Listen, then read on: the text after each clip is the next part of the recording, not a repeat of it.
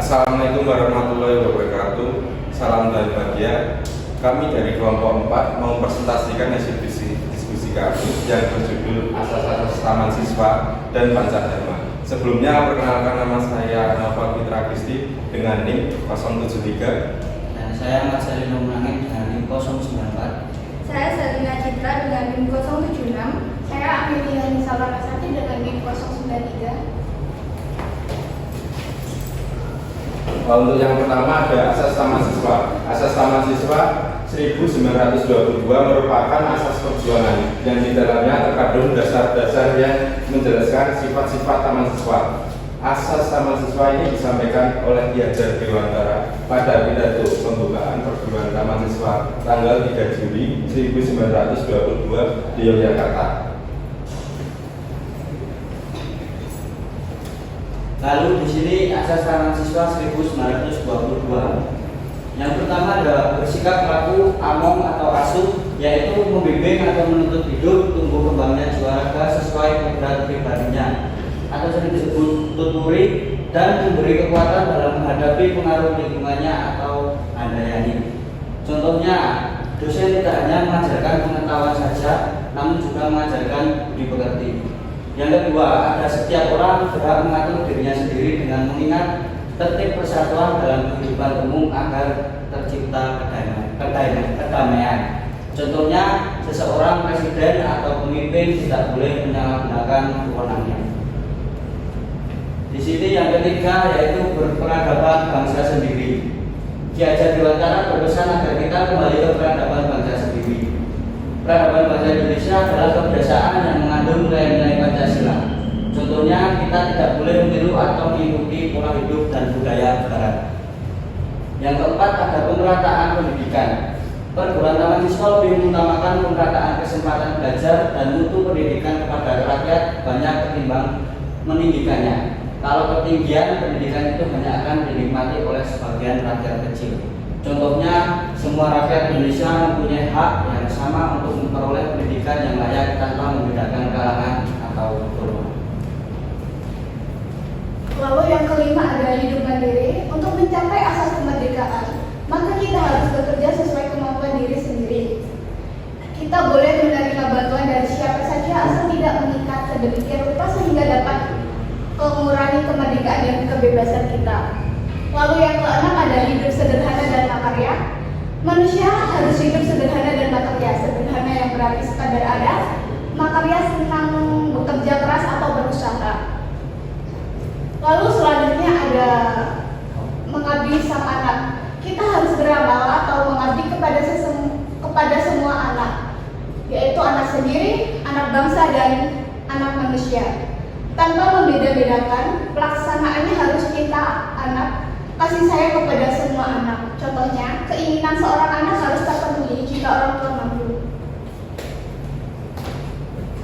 Untuk selanjutnya yaitu kesimpulan, asas taman siswa 1922 adalah dasar perjuangan pendidikan di Hajar Dewantara yang menekankan kemerdekaan, kedisiplinan diri, cinta kasih sayang, dan tanggung jawab sosial.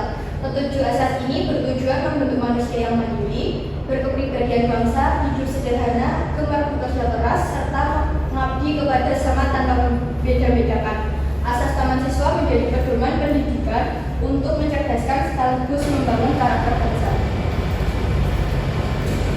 Lalu ada pengertian Pancadharma. Pancadharma adalah usulan dasar negara Indonesia yang ditemukan oleh Insinyur Soekarno pada 1 Juli 1945 dalam sidang BPUPKI, Badan Penyelidik Usaha-usaha Persiapan Kemerdekaan Indonesia. Istilah Pancadharma berasal dari kata panca adalah 5, dharma prinsip atau asas. Jadi Pancadharma berarti 5 asas dasar yang diusulkan sebagai landasan bagi negara Indonesia yang akan merdeka.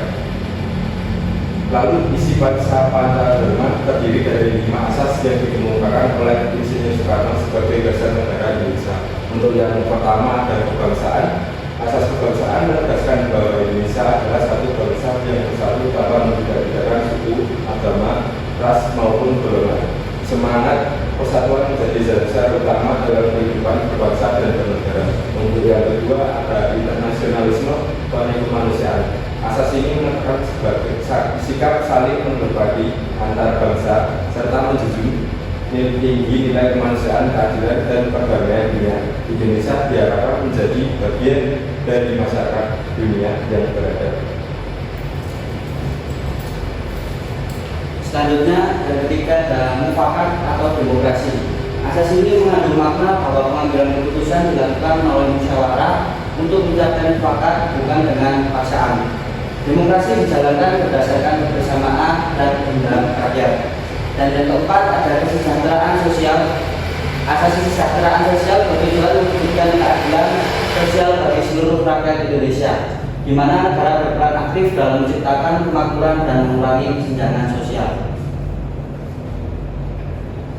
Dan yang terakhir yang kelima yaitu ketuhanan. Asas ketuhanan menegaskan bahwa bangsa Indonesia adalah bangsa yang beriman kepada Tuhan Yang Maha Esa serta menjunjung tinggi toleransi dan kebebasan beragama. Selanjutnya adalah Pancasila.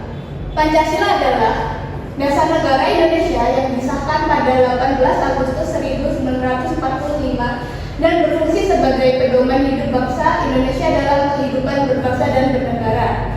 Lalu ada isi Pancasila. Yang pertama adalah ketuhanan yang Maha Esa, yang kedua kemanusiaan yang adil dan beradab, ketiga persatuan Indonesia, dan keempat kerakyatan yang dipimpin oleh hikmat kebijaksanaan dalam permusyawaratan perwakilan. Lalu terakhir ada keadilan sosial bagi seluruh rakyat Indonesia. Lalu selanjutnya ada persamaan Pancadharma dan Pancasila. Yang pertama ada sama-sama menjadi dasar nilai. Pancadharma menjadi dasar nilai dalam pendidikan taman siswa. Pancasila menjadi dasar nilai kehidupan berbangsa dan bernegara di Indonesia. Lalu kedua ada menjunjung tinggi kemanusiaan.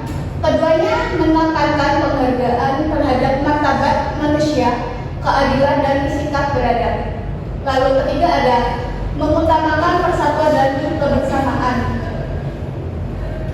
Pancadharma menekankan hidup bermasyarakat dan bergotong royong. Pancasila menegaskan pentingnya persatuan dan kesatuan bangsa. Untuk yang selanjutnya yaitu perbedaan Pancadharma dan Pancasila. Yang pertama yaitu Pancadharma adalah asas pendidikan taman siswa yang digunakan sebagai pedoman dalam proses pendidikan dan pembentukan karakter peserta didik. Yang kedua, Pancasila adalah dasar ideologi dan falsafah negara Indonesia yang menjadi pedoman seluruh kehidupan berbangsa dan bernegara.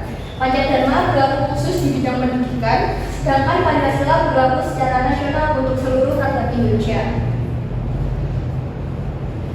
Untuk yang selanjutnya yaitu hubungan Pancadharma dan Pancasila.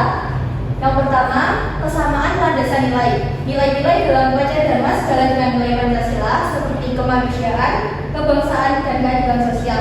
Yang kedua, Pancasila sebagai dasar ideologis, yaitu Pancasila sebagai dasar ideologi negara yang menjiwai seluruh aspek kebangsaan kehidupan bangsa, termasuk sistem pendidikan. Yang terakhir yaitu Pancadharma sebagai penerapan di bidang pendidikan.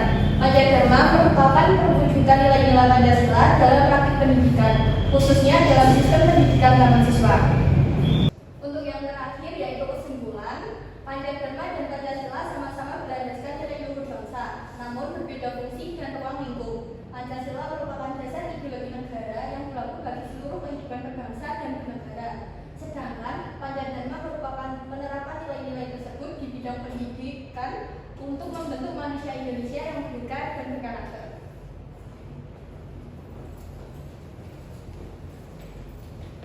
Sekian dari kelompok 4. Kurang lebihnya mohon maaf. Wassalamualaikum warahmatullahi wabarakatuh.